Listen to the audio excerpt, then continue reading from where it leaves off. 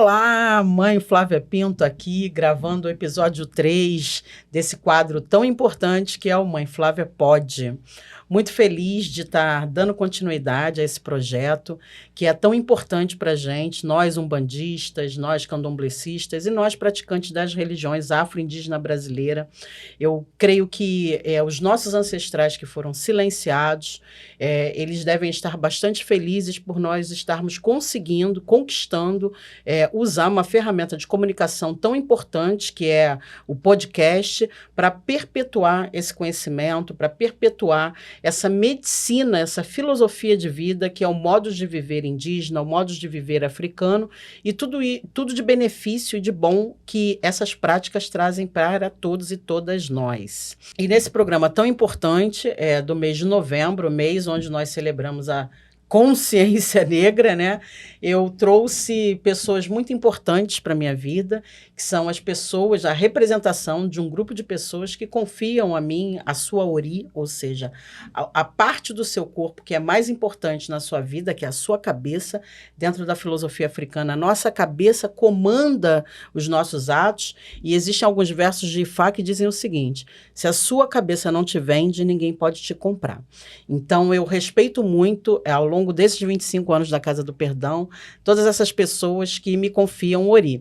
E eu trouxe aqui para vocês hoje 3 filhos meus queridos, Felipe Luther, Ogã, benção, meu velho. Dando, Anderson de Souza, mais conhecido como Dando. A benção, minha mãe. Yansan abençoe sua benção. E minha filha Júlia Dias, seja bem-vinda. Yansan abençoe. E a gente vai dizer hoje também algumas programações bastante importantes que vão acontecer ao longo desse mês de novembro para a nossa religião. Mas eu trouxe vocês 3 aqui hoje como convidados queridos e ilustres desse programa para refletirmos um pouquinho do que é essa coisa de ser preto. E eu queria, primeiramente, ouvir de vocês o que é ser preto no Brasil, o que é ser uma pessoa preta. E sem falar tanto da sua trajetória, eu queria que emocionalmente vocês nos dissessem o que é ser uma pessoa preta. Quer começar? Primeiras damas, vamos dar as honras para casa, né? A nossa irmã. Eu acho que ser preta, né? Porque vamos fazer um recorte de gênero aqui. Ser uma mulher preta é difícil. Eu acho que a gente começa a nossa vida, principalmente quando a gente se percebe enquanto uma pessoa preta, sendo atravessada por diversas violências. E não só a gente, mas a nossa família também. E é triste, às vezes, né, perceber que não só a gente está passando por aquela violência, mas todo mundo ao redor. Então, ser preta no Brasil é mais violento ainda. Então, primeiro, eu acho que ser preto é isso. Que é o que chega pra gente primeiro, né? É a violência. E depois de uns anos, eu acho que eu modifiquei esse conceito. E acho que ser preta é muita coisa positiva, é muita coisa boa, é muita autoestima, ancestralidade. É tanta coisa que não dá pra botar num podcast só. Eu acho que resume essa nova percepção, a consciência, a tomada de consciência, ou seja, a retomada de consciência de quem você vem, né? Quem são os seus ancestrais. E você, como uma mulher jovem, preta, você tem quantos anos, minha filha? 23. 23. Eu acho que mais à frente um pouquinho a gente vai falar sobre isso. É importante que a gente entenda que essa herança ancestral muda a forma de se perceber, né? Eu acho que é importante para quem está nos ouvindo.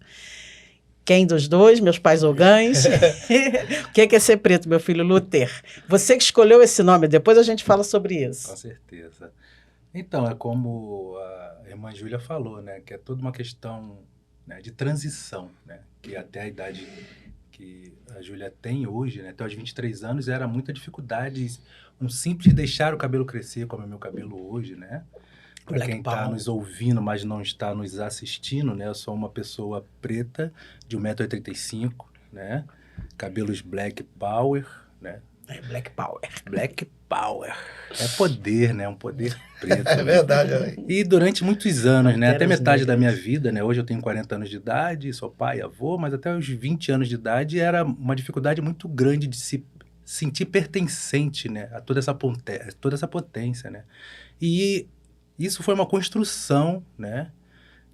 das vivências e convivências com pessoas que estavam numa caminhada um pouco, né, antes de mim, que me alertavam, né, e me motivavam a saber de onde que eu vim, né, para eu poder saber para onde eu vou.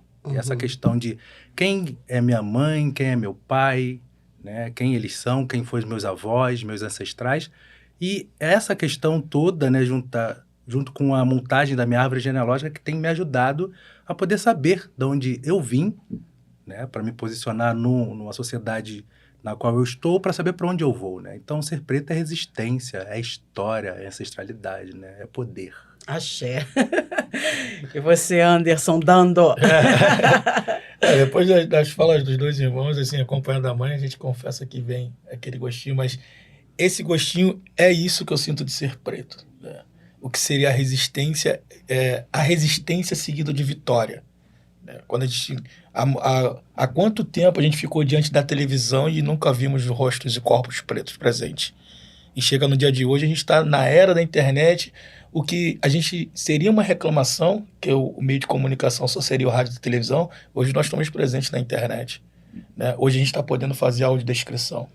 Então, juntar entre ser preto, né, além da resistência, mas saber que ancestrais nossos lutaram para que a gente pudesse ter algo, e agora a gente está lutando para que os nossos que vinham depois da gente, né, tenham ter algo, né, e ainda com uma construção maior, essa resistência seguido de visibilidade, seguido de poder, de a gente poder colocar, fazer, ou como a gente quiser fazer os nossos cabelos, né? Eu sou um homem negro de 1,80 m, com dreads de barbas, onde que há tempos a gente era segmentado, cabeça raspada, sem barba num segmento. E aí, aqueles que lutaram pela nossa liberdade, hoje nos dá essa liberdade de a gente poder usufruir das nossas cores, né? Então, ser preto é isso, né? Essa beleza, essa exuberância junto da resistência, né? Numa linha temporal, a resistência, e vai somando agora com a resistência o que nós vamos fazer e vamos ver o que os próximos vão fazer, né? Então, ser preto é isso, né? Resistência junto de beleza para mim hoje. Axé. Você falou uma frase muito importante, né? Aqueles que lutaram pela nossa liberdade nos dão hoje a liberdade. Isso é ancestralidade, é saber que a história não começou conosco. Isso está muito impregnado na filosofia africana, que foi algo que tiraram da gente. E é a filosofia que a gente prega dentro do terreiro, ou seja, o preto velho, a preta velha, é uma figura extremamente importante dentro de um terreiro de Umbanda. Por quê? Um livro clássico americano, que é a Cabana de Pai Tomás, fala desse velho preto na senzala. E esse velho preto, ele trazia essa memória através da oralidade. Não é que nós não tínhamos escrita, nós tínhamos, mas eram escritas que não foram percebidas e conhecidas, interpretadas pelo euroinvasor, né, o eurocristão que nos invadiu. Então, nos conceituaram como analfabetos. E nesse sentido, a oralidade, que já fazia parte da nossa tradição, da nossa forma de viver, da nossa organização social, ela passou a ser mais intensificada nesse período de escravização. Então, o preto velho, a preta velha, era aquela pessoa mais velha que ficava nessa senzala quase sempre deformado em virtude de algum tipo de castigo decorrente da sua condição de escravizado, e ele ia aconselhando, e ele ia nos contando a história do mais velho, daquele mais velho, num primeiro momento de como era na África, e depois um foi contando para o outro, que foi contando para o outro, e assim nós atravessamos 4 séculos, né, de escravização aqui no país. Então, hoje, nesse ano aqui no Brasil, né, um ano colonizado é 2023, mas para nós, iorubais, é o ano de 10.056, é muito importante essa fala de vocês aqui, dizendo para o jovem umbandista, para a jovem umbandista, essa importância de se perceber preto através de uma herança de alguém que lutou lá na frente, Martin Luther King, Mãe Beata de Iemanjá, Zumbi dos Palmares, e várias outras figuras que, por favor, quero que vocês as pronunciem aqui para chamar todos esses ancestrais para a mesa de conversa. Luiz Gama, querido. Malcolm X. Marighella, Mandela. Martin Luther King. Enfim, então todas essas personalidades, né, foram fundamentais para abrir caminho para a gente. E eu queria ouvir uma coisa em comum, né? São três pessoas universitárias. E eu tenho muito orgulho disso, né? Porque são alunos da PUC-Rio, eu sou uma filha da PUC, tá, gente? Pontifícia Universidade Católica. E estar na PUC fez toda a diferença para mim. E eu sempre testemunho isso, né? Eu sou oriunda de programa de ações afirmativas dessa universidade, quando nem cotas ainda estava sendo implementada. E eu queria um pouco que vocês dissessem qual é o curso, desde quando estão fazendo faculdade, porque normalmente a gente não se forma no tempo do branco, a gente tem um lapso de formação diferenciado. E qual é essa experiência? Para começar, eu queria que vocês me dissessem, os três, cada um a seu tempo, qual foi o seu impacto na PUC no primeiro dia? Talvez no primeiro dia de prova, mas no primeiro dia que você fez a carteirinha, a matrícula, qual foi o impacto? Então, é muito nítido, né? Eu entro na universidade em 2018/1, né? Mas a minha história na entrada na universidade começa um pouco antes, eu gosto de ressaltar isso, porque eu já vinha trabalhando há mais de 10 anos, servindo na Zona Sul, como agente de limpeza urbana, conhecido como Gari, né? Erroneamente chamado de Gari, hoje em dia ainda. E eu limpava a porta da universidade, né? Na traseira de um caminhão, coletando lixo na porta da universidade. Então, eu já me via ali, há muitos anos antes, eu já me via estando ali dentro com muito medo, muito receio, porque eu nunca tinha nem atravessado. Apesar de ter uma passagem pública ali, de uma rua para outra, eu nunca tinha entrado na universidade, ali dentro da PUC. E, em 2016, eu conheço uma instituição que se propõe a colocar jovens negros e não negros pobres na universidade, faço vestibular todo 2017, presto vestibular no final de 2017 e entro, né? Da calçada, mais de 10 anos da calçada, olhando o que é aquele movimento de pessoas brancas, de uma universidade super renomada, super reconhecida, e eu de fora, querendo saber. Primeira vez que eu pisei ali para fazer o vestibular, já foi uma tremedeira nas pernas, né? Eu falei assim, pô, será que eu vou me expulsar? Eu também. Eu fui um dia antes, com medo de perder o horário. Eu dormi na casa no colega com medo de perder o horário. Mas... E a primeira vez que eu entrei para fazer vestibular, a perna tremendo, eu falei, será que vamos botar para fora? Vamos deixar eu entrar? Não via uma pessoa preta ali, a não ser um segurança, alguém que estava com um uniforme que identificava ser alguém que estava servindo a universidade e não convivendo, né, com a universidade. Então eu entro, faço vestibular, toda aquela ansiedade, consigo passar, mas a bolsa já não vem de início, né, que tem uma avaliação documental. Minha época também era assim, acho que Júlia deve ter pego um outro momento. E Mesma como coisa. que é? Ah, sim? Ainda assim, com avaliação, ainda é assim. Ah, ok. E o medo de não ter a documentação exata para comprovar que eu era pobre, que eu tinha direito a uma bolsa. Eu falei assim, pô, eu sou um concursado municipal, mas ganhando um dinheiro que não era o dinheiro suficiente. E quando eu descubro que o meu documento era mais que suficiente, porque o que eu recebia por mês não dava nem para pagar metade da mensalidade, né? E isso é um impacto muito grande, né? De estar ali, hoje em dia, com um pouco mais de firmeza, desde 2018, conhecendo, me fazendo pertencer, me reafirmando ali dentro, como um estudante, né, da Pontifícia também, né? Mas é muita resistência, hoje em dia ainda é muita resistência. Você entrou na universidade com que idade? Então, eu tô com 40, entrei em 2018, né? Já tem 5 anos atrás, com 35 anos de idade. E você já tinha quantos filhos? Eu já tinha meus 4 filhos biológicos e uma filha adotiva, né? Sim. E já era avô? Não, minha netinha tem 3 anos. Então, veja bem, um avô, né? Sim. É importante a gente dizer, porque às vezes quem está ouvindo acha que não pode. E a gente precisa dizer que pode, né? Você, meu filho? Quando eu cheguei primeiro, a prova, né? Que é uma oportunidade que é nos dada para fazer essa prova e você começa primeiro a calcular, quem sabe a distância de trabalho de casa, e para não perder o horário de uma oportunidade, você fala, vai dar ruim.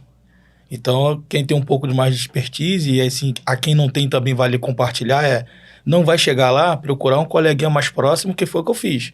Liguei para um colega, tive essa felicidade, vem para minha casa, Jardim Botânico, para estar na prova no outro dia. Isso aí foi... Agora, quando você faz o vestibular, são várias, como dizia, né? São tantas emoções, né? Você faz o vestibular, aí, primeira emoção, quando seu nome sai. É uma emoção que já te estremece, que você não sabe o que se faz. Sabe, se grita, se chora, se corre, se liga para alguém. A segunda emoção, que é uma mistura essa mistura do meu irmão Luther. A apresentação dos documentos que você compareça, né? E aí, na fala da mãe hoje, a ancestralidade, a mãe sempre orientando, não deixe faltar um documento, porque ela já passou por isso. Então, ter alguém para nos guiar, e aí vale a pena falar dentro do que a senhora está perguntando, né? Eu entro na universidade com 35 anos, com pai de 2 filhos, né? Um já com 24, a menina com 24 hoje, o menino com 18 e avô. Avô, 2 avós. A Melanina, ela tem o seu crédito, né? Eles 2 são avós. Avós. E avô.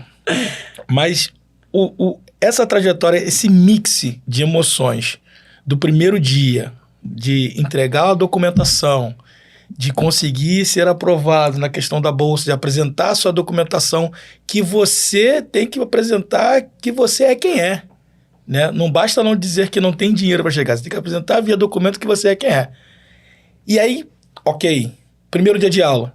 E agora, como eu sobrevivo aqui dentro? Esse corpo preto pode transitar aqui? Como que é isso, né? Tô aqui dentro, tá bom, legal. Mas agora são dentro da temática de 4 anos, numa lógica normal, que não nos compete. Como sobreviver aqui, né? Então, uma ancestral, que eu tenho a honra de estar nesse programa hoje, que é minha mãe, que cuida do meu ori, que me guia, e agora, uma semana atrás, o meu filho fez vestibular. Meu filho fez vestibular agora na dia 13 e 15 desse mês, né? E agora sou eu guiando o caminho dele, ó, vem aqui. Vou fazer com você como fizeram comigo. Aqui é a universidade e tal. Então, esse primeiro dia, esse mix, e depois você pegar isso tudo, essa emoção toda de estar nesse lugar, de ser homem preto, universitário, acima da idade que se diz que era a idade universitária. Então, para você que está ouvindo, que está vendo esse podcast, você pode sim não ter idade, né? Você consegue se organizar. E depois de muito tapinha nas costas, diz assim, você não é capaz de segurar tal emprego porque você não tem nível superior. Aí você cuida dos filhos e fala assim, agora eu vou estudar para vocês poderem estudar. Então, essa emoção, esse mix do primeiro dia é para estremecer a pele preta todinha. Júlia? É lindo ver vocês falando sobre entrar na universidade. 2 homens pretos, que é a maioria em evasão escolar no Brasil. Então, assim, é vitória demais.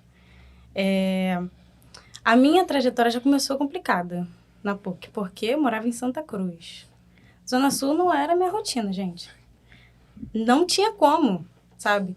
E aí, quando eu fui fazer a prova do vestibular, eu tinha que acordar 2 da manhã.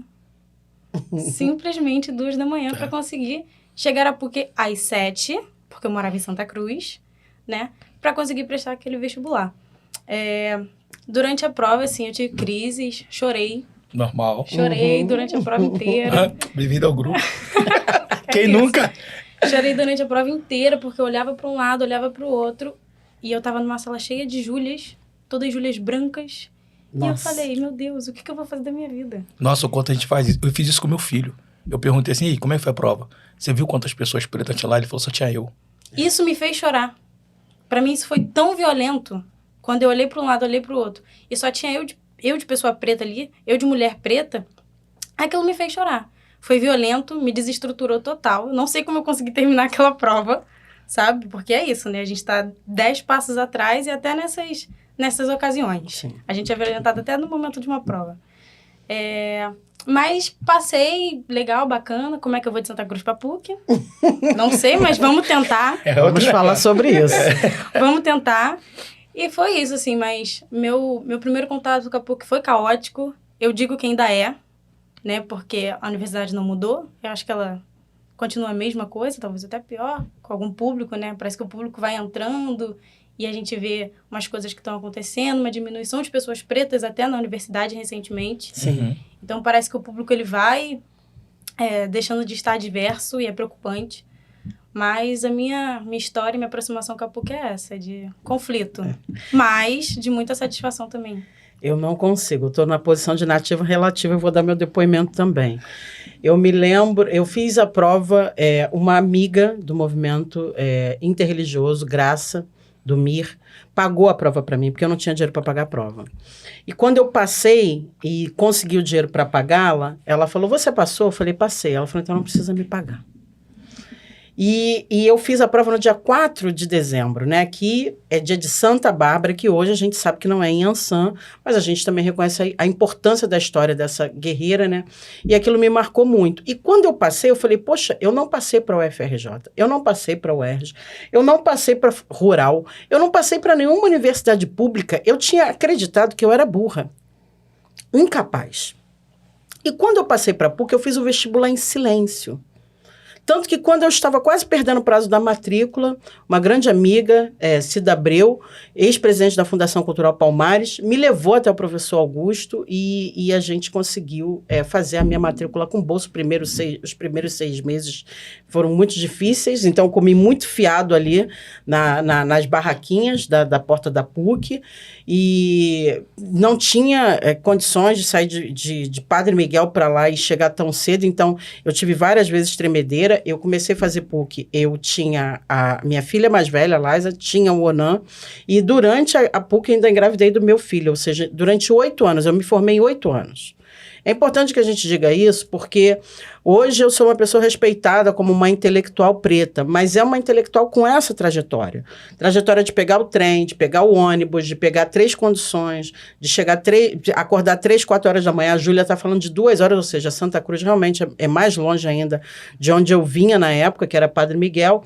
E essa dificuldade. Muitas vezes eu fui para a sala de aula com meu filho amamentando e as pessoas reclamavam do barulho do peito. E eu falava, então, nada posso fazer, vai ser isso, tá? Ainda bem, né, que eu sou uma pessoa extremamente debochada e muito posicionada e isso não me intimidava, eu sempre fui da afronta, né? Então, eu ao contrário, quando eu falava assim, gente, só tem eu de negrinha aqui, eu já queria afrontar, mas isso não serve como exemplo, tá, gente? Isso aqui é um problema que eu tenho da minha psique, que um dia eu trato isso. E eu falava assim, não, eu vou ficar, porque eu tenho todo o direito, só eu sei o que eu passei para estar aqui, então eu vou ficar. E eu me lembro um dia... Teve 2 episódios que a gente viveu com a querida Marielle Franco, né? Nossa ancestral hoje, que foi minha veterana, e a gente estava olhando, um dia a gente estava sentado ali no pilotis da PUC, e alguma coisa que a gente ia fazer, todo mundo colocou a carteirinha, que a gente ia entrar em alguma coisa, não sei, e quando nós olhamos a carteirinha, um grupo de pessoas pretas, né, eu fico toda arrepiada, a gente olhou, meu Deus, olha a sua cara na carteirinha da PUC, olha a sua cara, e aí a gente percebeu que todos nós estávamos assim...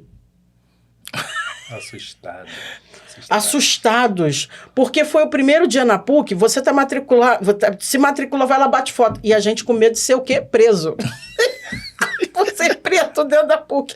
Então, gente, todo mundo assim, eu nunca tinha me dado conta, e a Marielle foi essa pessoa que fez essa observação, eu falei assim, gente, de fato, né, como o estranhamento está na nossa fisionomia, como é que a sua fisionomia revela que aquele lugar não era um lugar que a sociedade disse que era para você. E estar lá desconstrói isso. E programas de ações afirmativas, assim como as cotas, são fundamentais, né, para que a gente possa formar avós, mulheres pretas, mulheres periféricas, mulheres da Umbanda, do Candomblé, né? Eu acho que a gente precisa cada vez mais formar pessoas dentro dos terreiros. Eu tenho entendimento que o preconceito e a intolerância religiosa, ela vem do pré-conceito, ou seja, de um conceito que você tem anterior ao próprio conceito. Então, na medida que você informa as pessoas, em podcasts como esse, por exemplo, você combate a intolerância religiosa na medida que você informa um conhecimento que aquela pessoa não acessa. E o porquê que para mim é muito gracioso um momento como esse aqui?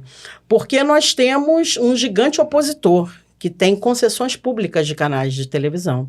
E nós, vozes pretas, nós que falamos Laroyeixo, Mojubá, adorei as almas, preto velho, o que é caboclo, eparrei beloiá, eparrei oiameção orum, nós que falamos patacori ogum, nós não temos esses espaços.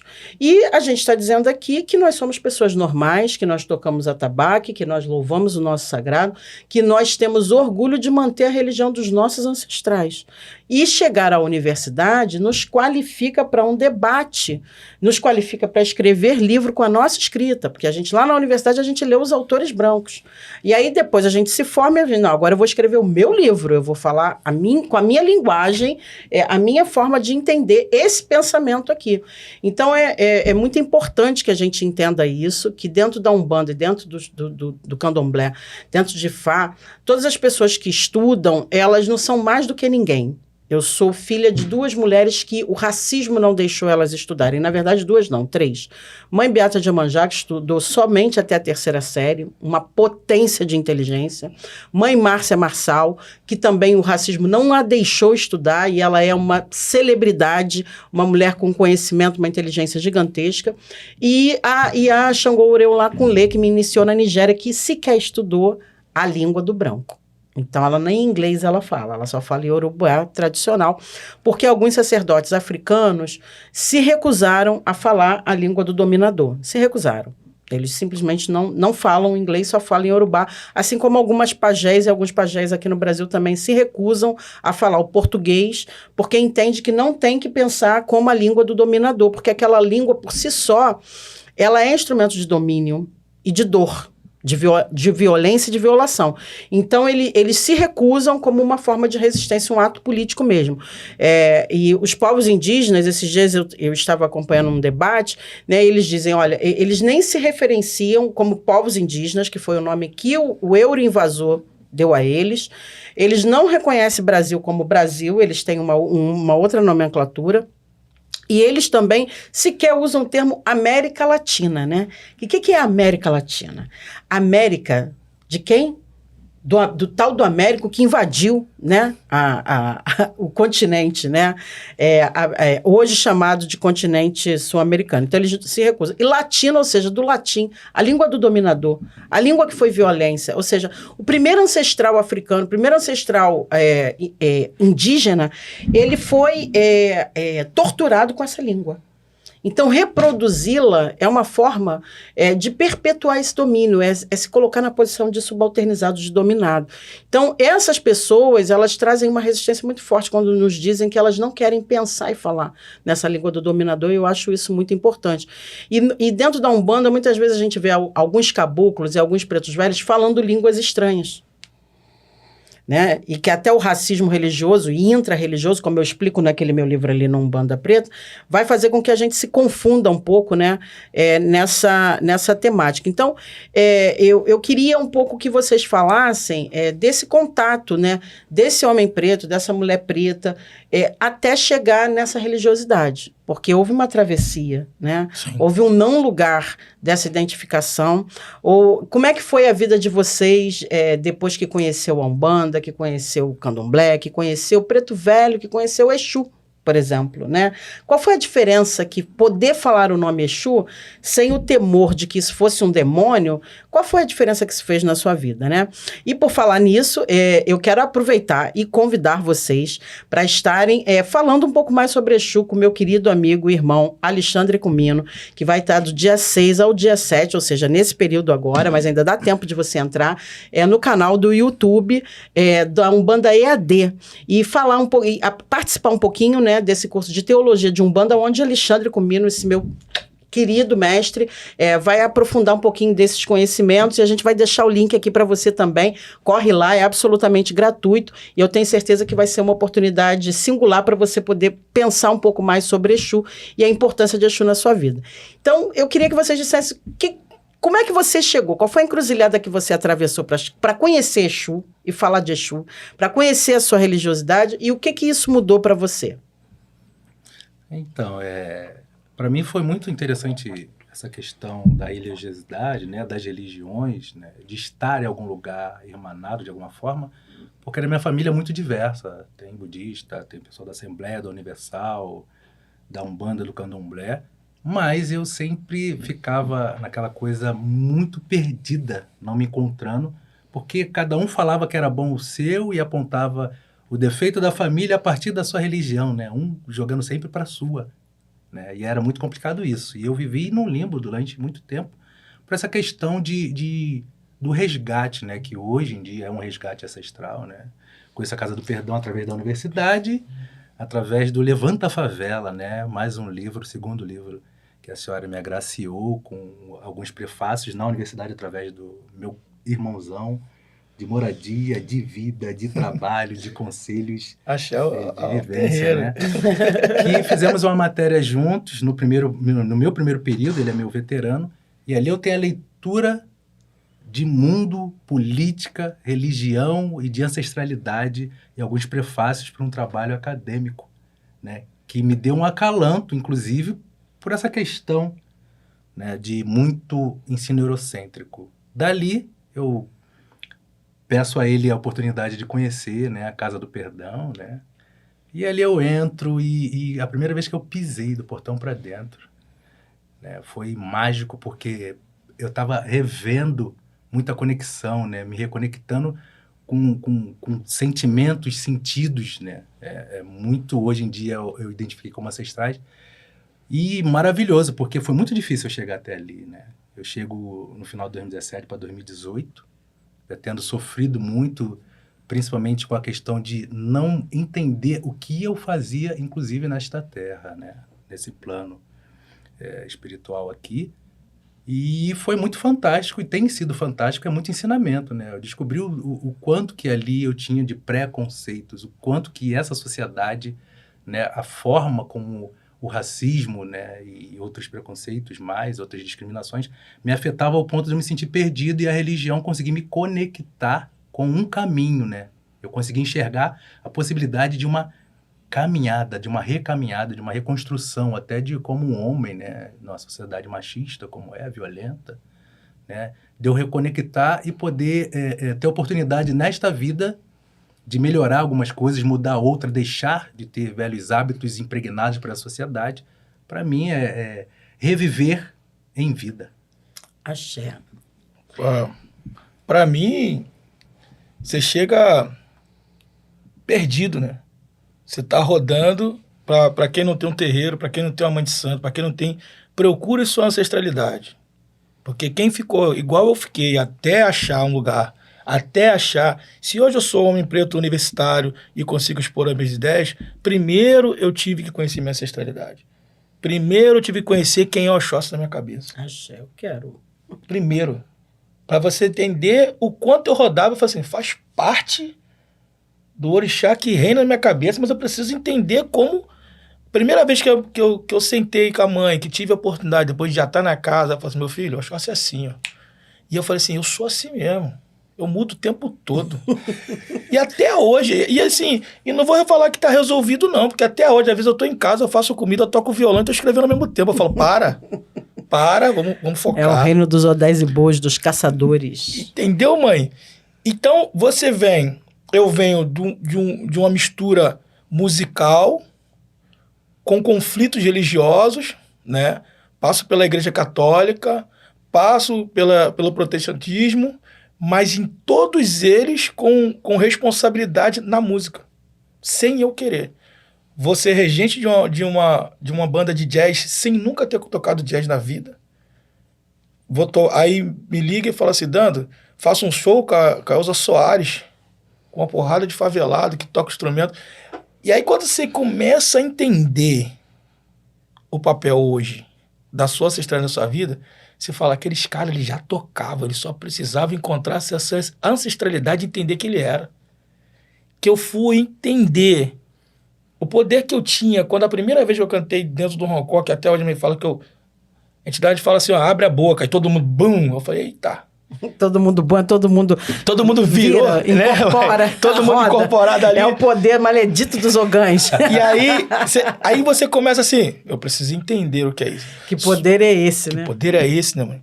E aí todos os dias vem trabalhando devagarzinho, entendendo assim, se eu paro para falar com 4 ou 5, você começa a entender que você trava essa atenção dessas pessoas e a sua responsabilidade. Durante 4 anos da minha vida recente, eu tinha um samba em Madureira, embaixo do viaduto. Que Dando a cria da CUFA, né?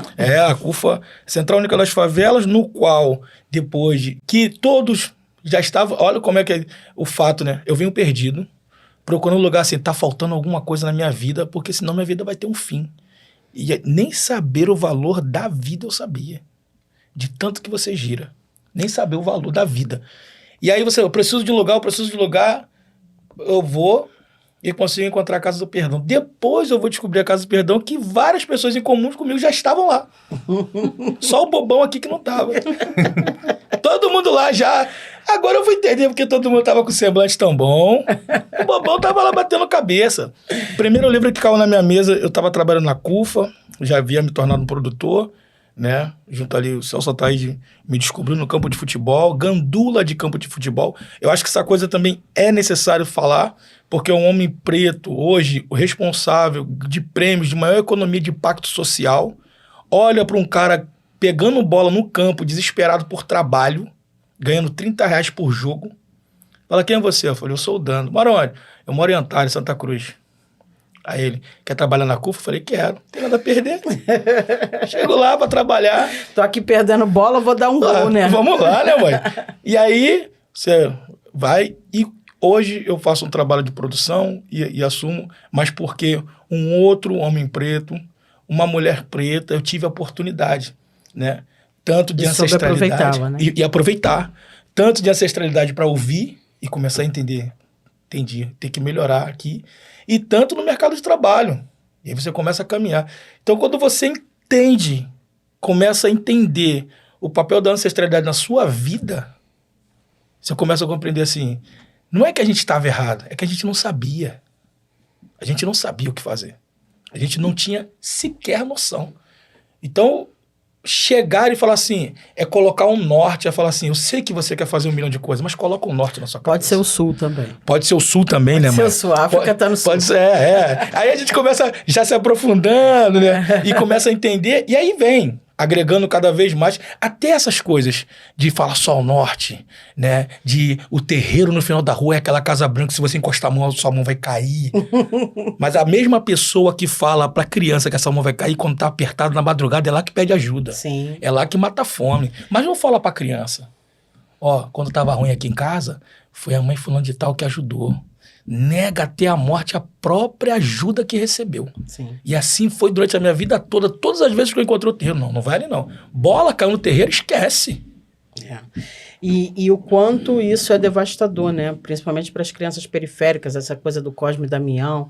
E o terreiro é provedor de comida porque isso é da nossa prática ancestral. Então, essa tua memória é muito importante, porque a gente continua dando comida, as nossas festas anunciam comida, as pessoas vão para a festa no terreiro sabendo que vai ter comida. E é uma comida sagrada, uma comida que a gente faz com todo respeito, com todo cuidado, com todo carinho. E sempre que tem a mais, a gente doa, porque o terreiro ele é um quilombo urbano, né? Então é muito importante essa tua fala. Júlia, minha filha. Eu costumo dizer para quem me pergunta que o que me levou a aprender sobre minha ancestralidade, porque eu ainda estou aprendendo, Também. Foi a necessidade e a vontade, né? Eu cheguei porque, assim, eu tava com a cabeça nada boa. Zureta. Bem-vindo ao grupo. Doida. Tipo, fora do pescoço? Quase isso. Eu tava com a cabeça doida, assim, mas, ao mesmo tempo, eu tava sentindo, eu entendi isso hoje em dia, né? Mas eu tava sentindo uma necessidade de alguma coisa. Um chamado ancestral. Hoje em dia, eu consigo entender isso. Eu penso, caraca, teve uma vez que aconteceu isso, que eu senti isso. Porque do nada, assim, eu nunca tive contato com a religião. Minha família era família toda negra e protestante. Do Neide. Exatamente. E aí, do nada, uma pessoa, uma jovem, fala, vou procurar aqui a Umbanda, né? Também através de uma amiga da PUC, né? Que eu acho que a PUC é esse local de, opa. Abraço aqui. E aí, eu compartilhando com essa amiga, falando, nossa, tô com um problema isso, tá acontecendo isso, aquilo, outro. Ela falou assim, já procurou uma mãe de santo? Aí eu falei assim, não, que isso? Calma lá. Não sou da religião. Ela, não quer dizer nada. É uma ajuda. Ninguém tá mandando você entrar pra religião. Mas aconteceu. Porque anterior a essa necessidade, eu tava sentindo a vontade e só consegui entender que aquilo era uma vontade. Eu comecei a ler livros antes mesmo disso, né, sobre cultura iorubá, sobre várias coisas, e aquilo foi me despertando, pertencimento, curiosidade, que eu nunca vi anteriormente na minha vida, estando numa igreja protestante. Então, eu acho que o que me levou foi essa necessidade, né, da minha cabeça, que não estava bem, que precisava ser curada, que precisava ser tratada, e da vontade, assim. Eu sentia essa vontade de entender mais sobre quem veio antes de mim, sabe? Porque eu nunca passei por isso anteriormente. Na igreja, tudo isso era muito apagado, né? Era tudo muito branco. Mesmo sendo uma pessoa de favela, numa igreja dentro de uma favela, mas tudo é muito branco ali. Então, eu acho que foi isso. Quando eu percebi que tudo do outro lado era muito preto, eu falei, é pra aí que eu vou. É por aí, né? É o roubo. É o roubo da nossa forma de se conectar com Deus, de ver o mundo. Então, eu costumo dizer que a religiosidade, ela cura, porque você passa muito tempo doente no mundo, tentando ver o mundo com desigualdade, fome, injustiça, e tem que achar isso normal. Isso não é normal, porque os nossos ancestrais não passavam por isso. Nós dividíamos comida, o plantio era dividido, nós não violentávamos nossas crianças, então nós tínhamos moradia, nós não éramos moradores de rua, então isso nos adoece. E aí a reconexão com a ancestralidade, ela vai nos ajudar, você voltar para o seu território ancestral, que é o terreiro. O terreiro é isso, ele é o seu território ancestral. O seu território ancestral, ele vai fazer com que você viva da forma como seus ancestrais viviam. Então, daqui da porteira para dentro, nós nos ajudamos, nós nos acolhemos, brigamos sim, temos problemas, porque é da natureza humana, mas a gente tem um acolhimento, a gente tem um cuidado, a gente tem um banho de erva, a gente limpa um corpo, a gente vai rezar, vai adobar, vai botar a cabeça no chão, vai pedir bênção. Vai pedir bênção, vai ressignificar, né, a sua corporalidade, inclusive, entendendo que é um corpo sagrado. E isso é muito importante. E antes da gente passar para mais uma rodada, eu quero lembrar aqui um pouquinho de algumas divulgações importantes que a gente precisa fazer. Quero convidar vocês para o Fórum de Umbanda do Recife, que vai acontecer... Fórum de Umbanda que vai acontecer no Recife, na verdade, né? Articulado pela nossa grande liderança, Mãe Andréia. Um beijo, querida. Dia 11 e 12 de novembro, no Museu da Abolição, na Madalena, né? Então, quem quiser mais informações, por favor, procurem o Fórum de Umbanda, que é esse fórum que vai acontecer no Recife, dia 11 e dia 12, e que eu certamente estarei lá também. Tem um convite muito especial também para fazer, que é o jantar ancestral comemorativo do Dia da Umbanda, ou seja, um convite para você estar comigo num jantar exclusivo no bar Agô em Cruza. Eu tô falando o nome errado, eu acho, né? É o Bar da Encruza, né, mãe? Bar da Encruza. É o Bar da Encruza em Santa Teresa. Quem não conhece, vai conhecer. Lembrar de fazer a reserva. É necessário fazer a reserva para encontrar a mãe Flávia lá. Não vai perder essa oportunidade. No dia 14, mãe. Dia 14. Lá no Santa Teresa, no Bar da Encruza. Exatamente. Essa agenda eu tô ligado. Obrigada, né? Uma árvore sozinha não é floresta. A gente tem filhos para isso, para ajudar. O útero gera e eles nos devolvem com ajuda. Então, no Bar da Encruza, convite da querida Cananda. Obrigada. Façam as reservas como o Gandando lembrou, e é um jantar fechado, então vai ser uma noite de autógrafos, mas também eu vou estar falando sobre os 4 livros, oportunidade da gente estar um pouco mais intimamente celebrando essa religião brasileira que é a Umbanda. Então, 14 de novembro, segue o Bar da Encruz aqui, que você vai poder ter melhores informações, tá bom? A gente também vai tentar disponibilizar o link aqui. Não esquece da reserva, viu, gente? Por favor. É jantar exclusivo. E o Umbanda Rio, né? 10 anos do Umbanda Rio, nosso querido pai Alex de Oxalá, um querido, dia 15 de novembro, a partir das 11 horas, no Clube dos Sargentos, em Cascadura, tá? É muito importante, é um evento que o pai Alex faz com praticamente sem nenhum apoio. Ele é um guerreiro, é um pioneiro dessa atividade. Ele começou fazendo em praça, no Meier. Eu me lembro que eu fui nos primeiros, eu acho que quase todos os Umbanda Rio eu estava, somente em situações de viagem que eu não pude comparecer. Reservem mesa, sigam o Instagram do Umbanda Rio e estejamos lá celebrando, né? É importante que a gente entenda que se fosse um evento de outra religião, eles iam parar a rua, fechar a cidade, né? E a gente, às vezes, quando tem uma data celebrativa da Umbanda, que é esse dia 15 de novembro, nem sempre todos e todas nós estamos num lugar para mostrar número mesmo, gente. Não é para competição com outra religião, não. É para mostrar qual é o tamanho da nossa fé, qual é a quantidade de pessoas que seguem, né, essa visão religiosa. Então, novembro é um mês da consciência negra, é um mês de celebração do aniversário da Umbanda. Então, Fórum de Recife, dia 11 e 12 de novembro, né, o Fórum da Umbanda, que vai acontecer em Recife, né, o nosso jantar ancestral no Bar da Encruza, tá, em Santa Teresa, aqui no Rio de Janeiro, dia 14, façam reserva. Umbanda Rio, comemorando seus 10 anos, dia 15 de novembro, no Clube dos Sargentos, em em Cascadura. Então, essa data tão importante também tem o meu irmão Alexandre Comino, do dia 6 ao dia 10 de novembro, fazendo a teologia de Umbanda, né? Está rolando, inclusive, nesse período aqui que você está assistindo agora, mas ainda dá tempo de você se inscrever, totalmente gratuito, que é uma forma de celebrar, né, a Umbanda EAD e o Alexandre Comino, essa importância da teologia de Umbanda. Então, se inscreve lá, a gente vai disponibilizar o link aqui, porque é importante todas essas ofertas de celebrar esse aniversário da Umbanda, que é uma religião brasileira. Inclusive, o meu primeiro livro tem o nome Umbanda, Religião Brasileira. Esse último livro, Umbanda Preta, Raízes Africanas e Indígenas, é uma outra mãe Flávia que pesquisou um pouco mais e se descolonizou, se descristianizou para poder se conectar um pouco mais com essas raízes africanas e indígenas. Bom, voltando aqui para os nossos célebres convidados, né? Imagina o que é você estar sendo entrevistado pela sua mãe de santo. Responsabilidade. Tô invisível, né? Tô invisível. E eu queria perguntar uma reflexão muito importante, né? Até na fala da Júlia, ela fala, a minha cabeça estava fora do lugar. E a vovó Joana, que é a preta velha da nossa casa, ela diz o seguinte, se a sua cabeça está fora do pescoço, alguma coisa está errada. Porque aí a pessoa fala assim, mas a minha cabeça pode estar fora do pescoço? Sim, ela pode estar fora do pescoço, né? E como é que eu sei que ela está fora do pescoço?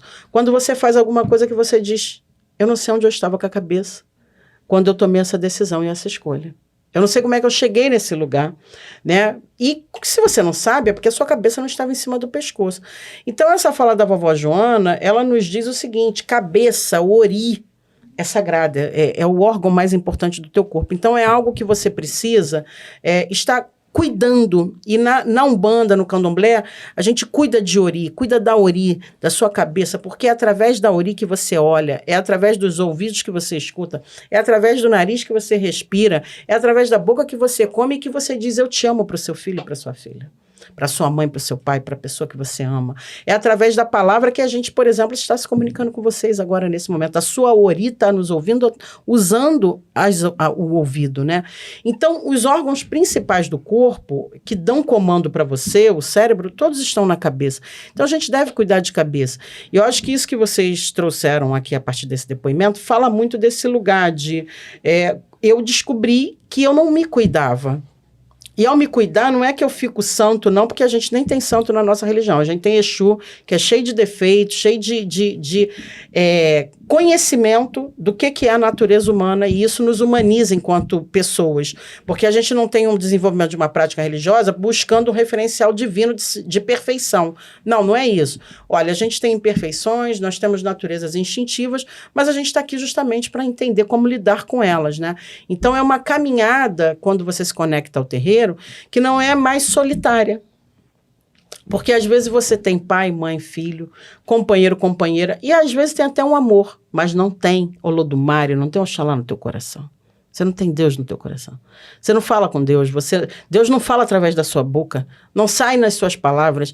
Então, são palavras vazias. Às vezes, até a sua companhia, ela não é boa, porque alguém pode não querer ficar perto de você, porque você é vazio de Deus, vazio de Olodumare, vazio dessa consciência cósmica espiritual que traz uma bagagem de entendimento que você é célula de um todo, você é parte de um todo grandioso e que você veio ao mundo e você tem uma energia que vai durar do nascimento até a sua morte, e que você tem, portanto, que fazer bom uso dessa energia, porque ela cumpre um destino, né? Não foi tirado do ofuro-ofuro, do hálito de Deus, uma energia para você existir à toa, né? Então, quando você nasceu, quando você vingou, quando você rompeu a barriga da sua mãe, né, o portal de Onibodê, você respirou.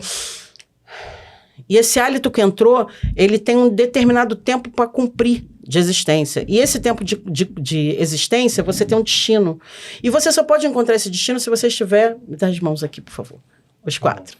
De mãos dadas com os seus ancestrais, com a sua família ancestral. Quando você faz isso aqui, você desconectou. Então, se ela é minha ancestral, e você é meu ancestral, você é meu ancestral, eu não consigo receber a mensagem, você viveu há 300 anos, você há 200, ela 100... quebra, a cadeia quebra aqui de comunicação. Então, estar no terreiro é reconectar com as suas ancestrais, com seus ancestrais. E são esses ancestrais, preto igual a nós aqui, que são os seus ancestrais. Não é o anjinho lourinho do altar da igreja. Tá bom? Tá tudo bem para você? Quer um Adalate sublingual para você não infartar? Você precisa entender que os seus ancestrais têm que se parecer com você. E aí eu sempre faço aquela pergunta, né? Qual era a religiosidade dos seus ancestrais? Qual a religião da sua bisavó, da sua tataravó? Porque da avó e da mãe não dá pra gente pegar, porque é uma geração que ela estava sendo livre há pouco tempo. E, poxa, já tinha acabado de ser escravizada. Agora que eu tô livre, eu vou voltar com esse negócio de ser perseguido. Então, a escolha de não ser afro-religioso passava por um lugar de ser menos perseguido. Menos perseguido. E isso é muito importante a gente ter essa compreensão. Mas nós acabamos de falar aqui da importância de 4 pessoas pretas faveladas na universidade. E o que isso ressignificou a partir de você para os seus descendentes e para os seus ascendentes. Então, você buscou o conhecimento que você precisa estar conectado com seus ancestrais para que você se cure, para que você não se adoeça, para que o seu anjo da guarda, que é esse ancestral, ele possa te devolver o quê? Sanidade. Voltar com a sua cabeça para cima do pescoço. Porque, veja bem, eu vou repetir, por favor. O destino que eu vim cumprir aqui está ligado a você, que viveu há 100 anos atrás, a você que viveu há 300, a você que viveu há 200 e há 300. Se eu não cumprir essa missão aqui, eu interfiro em você e você e você. Por exemplo, vou dar um exemplo bem bobo. Se eu engravido e faço um aborto sem consultar o oráculo, pode ser que seja ele renascendo aqui em mim para me ajudar a cumprir parte da missão. Então, eu faço isso aqui, ó, se movimenta. Eu mexo em toda essa cadeia ancestral, em toda essa árvore genealógica. Então, essa retomada ao terreiro devolve para nós, povo preto, a reconexão com o continente africano. E é por isso que é saudável. Então, a gente já está partindo aqui para o final.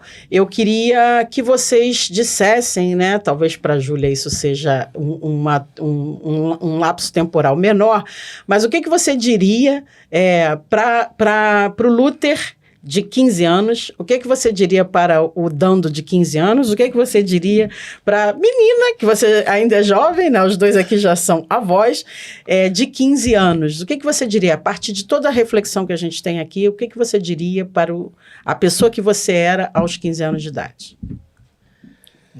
Vou passar para você. Não, vamos mudar, vamos conversar por ela. Aí sim, aí o jogo é justo. Nossa, é difícil isso, né? Muito difícil. O que eu diria para a Júlia de 15 anos?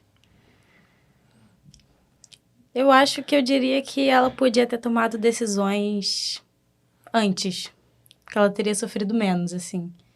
Eu acho que ela podia ter se expressado mais, não devia ter guardado tanta coisa, devia ter tomado as decisões que ela já queria tomar, mas pensando sempre no outro, né? Porque eu acho que a gente que é preto tem essa mania de estar sempre pensando no outro. Não tomou, que eu devia ter pensado primeiro em mim, que talvez eu teria encontrado a minha ancestralidade, cultuado a minha ancestralidade muito antes. Podia estar um pouco mais diferente, não que agora não esteja bem, mas eu podia ter estado bem muito antes. Então, eu acho que é isso que eu diria meu eu de 15 anos. Muito bem, Dando. O que eu diria pro meu eu de 15 anos seria: siga a sua intuição, que fizeram esconder o nome que era Exu. Era pra me ter seguido minha intuição. Que falaram que era intuição, mas era Exu. Hoje eu tenho consciência. Que ela vai dizer assim: não vai por ali. Quantas vezes eu fui salvo na noite? Quantas vezes morador de favela que a bala comeu, 5 minutos que eu saí do lugar, vários morreram ali. Aí botaram o nome de intuição. Então, o que eu falei: siga o seu Exu. Exucidência. Exucidência, mano. Siga o seu Exu e vai. Se eu tivesse, e o que eu falo, se meu ou de 15 anos estivesse olhando pra ele, vai ser aquilo lá que chama de intuição, então Exu, siga. Exatamente, né? E essa importância, isso que Júlia falou, me preocupar com o outro, é da natureza preta, é da natureza tribal, é da natureza indígena, o coletivo, pensar coletivo. Eu só fico bem se minha cadeia ancestral estiver bem, minha comunidade estiver bem. Isso que você está dizendo de Exu é isso, a importância de você saber que você sai na rua, acorda, fala com o Exu, dá satisfação ao Exu, e volta a lembrar da importância de você ter um Exu firmado, e meu irmão Alexandre Comino vai estar falando sobre isso do dia 6 ao dia 10, tá bom? No canal da Umbanda EAD. Você, meu filho, o que você diria para o Luther de 15 anos? você não está só. Porque com os 15 anos, né, de idade, era essa coisa de passar por várias provações, sobreviver a uma série de coisas que poderiam hoje eu não estar aqui, né, aos 40 anos de idade, né. E eu ouvia muitas das vezes, mas eu ignorava essa questão do sentir que eu não estava só. Mesmo na época, minha mãe ainda encarnada, meus irmãos e tudo mais, né, vários amigos, né, eu me sentia só, perdido, né. Então eu diria, você não está só, é possível, você pode, também é para você, né. Acho que é isso. Isso resume muito. Bom, eu diria para a pessoa que eu fui aos 15 anos, continue assim, beija bastante na boca, faz bastante sexo, estuda, se diverte, vai pro samba, passeia, porque depois você vai virar uma Ialorixá, você vai virar uma babá, você tem pé curto. Então, beije todos os negócios que você achar pelo caminho, continue assim, curta Furacão 2000, vá pro Baile Charme do Viaduto de Madureira, vai pro Disco Clube, continue assim. Eu tenho orgulho da mulher que eu fui aos 15 anos de idade e voltaria a sê-la com toda tranquilidade, porque aos 22 anos, aos 23, eu firmei compromisso com o Iá, né? E por mais que eu continue sendo uma mulher livre, algumas coisas já não são devidas, perdendo as proporções. Então, eu costumo dizer para vocês, né, e na frente de todos os meus filhos, sempre repito isso, eu sou uma mulher feliz, porque eu vivi o que eu tinha para viver. Eu vivi o mundo com tranquilidade, né? Eu vivi o mundo de uma maneira muito legal, foram experiências muito fantásticas. E hoje eu não sou uma pessoa frustrada querendo viver coisas fora do meu tempo, né? Claro que continuo errando, é óbvio. É óbvio que eu continuo errando. E que bom que eu continuo errando, porque se o dia que eu falar para vocês, eu não erro, eu sou perfeita, não deem a cabeça à minha mão. Não deem. Não tem. Porque todo cidadão é imperfeito, né? E essa imperfeição é para ser corrigida, ela é para ser trabalhada. Mas eu tenho muito orgulho da menina feliz que eu fui, preta, pobre, favelada, da Vintém. Vamos territorializar nossa discussão aqui antes de terminar. Eu sou da Vintém, você é da onde? Eu nasci em Madureira, criado em Acari. Acari. Eu sou de Antares. Sim, lá de Acari. Muita xepa no Ceasa. Muita xepa. Corpo forte, muita xepa no Ceasa. De Antares, favela de Antares, zona oeste do Rio de Janeiro, nascido e criado. No Antares, Santa Cruz. Cria da favela do Rodo, vizinho do Antares. Ó o Rodo aí, ó o Rodo aí. Pra quem o pessoal vai conhecer o Rodo agora só com Pose, que é o artista do momento, vamos dizer, porque ele venceu através da música preta, a música do funk, venceu toda aquela dificuldade, mas tá aí e é o Pose de Rodo. O pessoal se territorializar. Exato. E fala rapidamente do SAF, é SAF, né? Isso. O seu projeto, na VK. Isso. Eu sou coordenadora de um projeto social que fica localizado na Vila Kennedy, uma favela aqui do Rio de Janeiro. Lá a gente atende mais ou menos 70 crianças com reforço escolar, oficinas de história afro-brasileira e indígena, né? A gente tem um compromisso com uma educação antirracista. Temos uma biblioteca só com livros de temáticas raciais. Quem quiser conhecer, pode seguir a gente. E quem quiser ajudar? E quem quiser ajudar também. A rede social, minha filha. @Projeto vai disponibilizar SAF. aqui para vocês. @Projeto SAF no Instagram. Perfeito. Bom, quero convidar também para a comemoração dos 25 anos da Casa do Perdão, que vai acontecer 18 e 19 de novembro, na nossa nova sede em Seropédica. No dia 18, nós escolhemos comemorar com um produto. Vai ter macumba, sim, no dia 19, mas a gente quer um seminário que torne-se um produto. Então, nós estaremos falando sobre psicologia preta e medicina preta e práticas de cura ancestrais. Então, eu vou estar dividindo a mesa com psicólogas que defendem essa psicologia preta. Por que psicologia preta? Porque não adianta você ter um psicólogo que não sofreu racismo. Ele não conhece a memória da dor da tua pele, o que está registrado ali, né? Vamos estar com uma médica preta, querida Tatiana vai estar com a gente, a Marcele vai estar, a Tatiana, falando como é que é ser uma médica preta e como é que ela conectou, através da filosofia de Sheikh Anta Diop, essa questão de consciência de cura, né, para o povo preto. Vai ser uma mesa muito potente. Depois a gente vai ter o almoço e à tarde a gente vai estar falando sobre filosofias africanas e filosofias indígenas. Os nomes ainda não estão confirmados, por isso eu não posso dizer aqui. Depois nós teremos a apresentação do espetáculo Entrecruzos. É um espetáculo lindo, que teve como referência o meu livro, um dos livros de referência, o meu livro Salve Matriarcado, eu tenho muito orgulho. Então, vai estar sendo apresentado para vocês. E no dia seguinte, a gente vai ter uma pagelância, a gente vai ter uma roda de coco e vai ter uma gira de caboclo, assim, potente. E no final, o samba, com meu filho dando, a gente vai...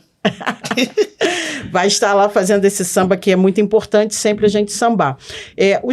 Os ingressos estão disponibilizados no Simpla. É um ingresso colaborativo para quem puder, a partir de R$10, né? R$10, R$20 e R$50 para ajudar a gente a ter 2 dias de festas. Não é todo dia, gente, que um terreiro faz 25 anos. Não é todo dia que uma mulher à frente de um terreiro comemora 25 anos. Esse matriarcado tem que ser celebrado e a Casa do Perdão entende que a gente tem que entregar um produto como forma de registrar essa celebração. Então, vai ser muito importante para a gente vocês estarem lá. Quem quiser precisar dormir, tem pessoas de fora entrando em contato, pode vir para dormir. Conforto não tem, mas lugar tem. É só a gente dar um jeitinho de levar o seu kit Kumba. O seu kit Kumba é composto por uma esteira, quando é possível, um edredom, um repelente. Bem lembrado. A sua garrafinha de água, porque eu não gosto de gente desidratada do meu lado. Gente desidratada rouba a sua energia, tá? Mas esse é um assunto para outro dia. E você pode dormir lá com a gente e celebrar com a gente no dia seguinte, que eu tenho certeza que vai ser muito legal. Então, anota aí, quem puder, já entra no Simpla, já garante o seu ingresso, que ajuda a gente também a ter uma ideia da quantidade de pessoas que vão estar presentes. E vem pra gente comemorar esses 2 dias celebrativos de 25 anos da Casa do Perdão. Bom, palavras aqui de encerramento, né? Dando, Júlia, Luther, vamos inverter agora. Dando começa falando, que foi um aqui, foi outro ali. E o que vocês gostariam de deixar aí registrado como mensagem dessa oportunidade? É o primeiro podcast de vocês? O meu é o segundo. O meu é o primeiro. O meu é o segundo também. Nossa, celebridade. Eu vou deixar para registrar, né? Primeiro, agradecer a senhora, mãe, porque não só por ser minha mãe, mas pela oportunidade de estar aqui. Os nossos guias e todos os orixás continuam ajudando a senhora na caminhada, que a gente sabe a luta que é fazer isso. Axé.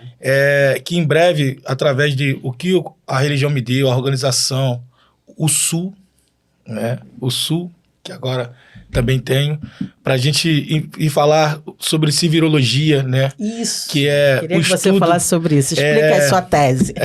Vou apresentar para vocês a civirologia, que é o estudo de como se vira, né? Como nós nos viramos. Como pessoas pretas e periféricas. Como pessoas pretas e periféricas, né, mãe? Se viram para sobreviver, né? Se viram para sobreviver. Mas bem alternativo ao jeitinho brasileiro, né?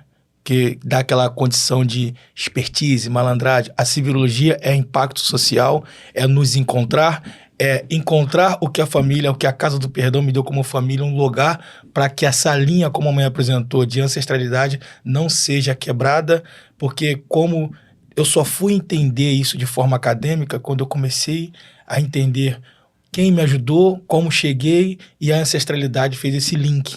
Né? Isso é civirologia, porque a gente começa a ter um start de como pensar nessa dificuldade, né? Como a minha irmã Júlia sai lá de Santa Cruz 2 horas da manhã para estar na prova, mas se poder falar assim... Isso é civirologia. Isso é civirologia. Isso é civirologia.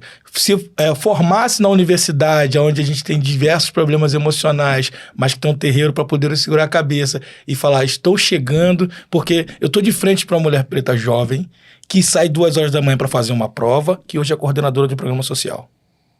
Isso é civirologia. Se isso não for, eu não sei mais o que é.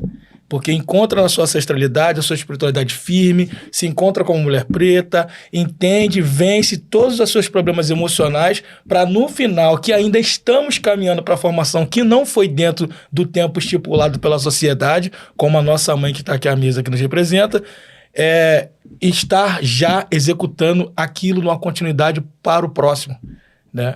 Sendo coordenadora, como o Luther também tem uma história. Então, a civirologia é isso, e como a mãe mesma fala, isso é um tema para esse assunto para um outro podcast. Outro podcast. Muito obrigado.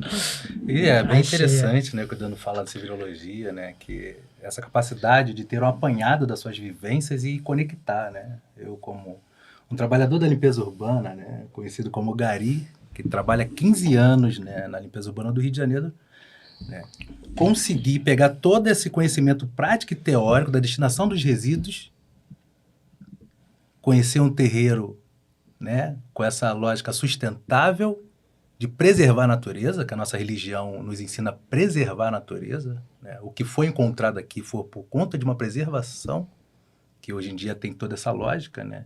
E eu vou caminhando na defesa do meio ambiente, né, da destinação adequada, na conscientização de que o que chamam de lixo, eu chamo de riqueza, né? E a destinação e a preservação é riqueza, né?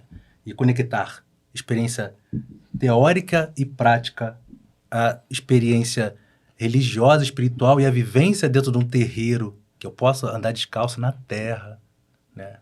Na mata, Abraçar a árvore, abraçar a árvore, falar com a terra. deitar no chão, olhar para a lua, olhar para todo aquele ambiente, né? Muito me enriquece, junto com uma formação acadêmica, que agora eu posso localizar o que é, o que não é, né? Através disso aí eu vou indo no empreendedorismo social, na área sustentável aí. Na civirologia. Civirologia. Civirologia. Eu adorei pegar esse termo. Tudo isso, prático, teórico, de vivência espiritual, religioso, com mais a potencialidade acadêmica, muito da busca, né, da potencialidade acadêmica preta ancestral. Vou deixar aqui antes que não esqueça, depois vai ficar a perguntinha para a mãe. Ah, mãe, então, Anderson Souza formando-se em Sociologia, só para ficar registrado, para depois ficar perguntando assim, mas qual o curso deles? Então, tô deixando aí para vocês. Você faz o quê, meu filho? Ciências sociais, muito nas ciências políticas. Isso. E você?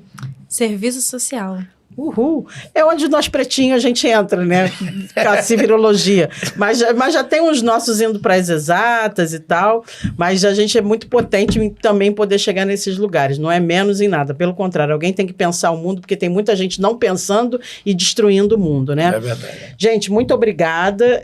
Eu agradeço a audiência de vocês, agradeço que você esteja aqui conosco até agora. Quero te pedir para curtir, comentar, compartilhar. Por favor, faz isso, porque é importante, né? Nós não temos uma concessão pública de canal de televisão, então nós dependemos de você curtir, comentar, compartilhar e indicar para a galera aí da Umbanda. E não se esqueça, dia 18 e 19 de novembro, nós estaremos comemorando, celebrando os 25 anos da Casa do Perdão. Eu tenho orgulho de estar em uma religião, uma das poucas no mundo inteiro, onde a mulher é autoridade religiosa. Axé, mãe. E isso é algo em Yansan Abençoe que nos potencializa muito, porque a maioria das religiões existentes, as mulheres não têm autoridade. E a nossa é um lugar que acomoda a mulher nesse lugar de autoridade sacerdotal. Então, venha compartilhar conosco. Os convites estão disponíveis aqui no Simpla, tá bom? Meu saravá fraterno, bença quem é de bença. Benção. Axé.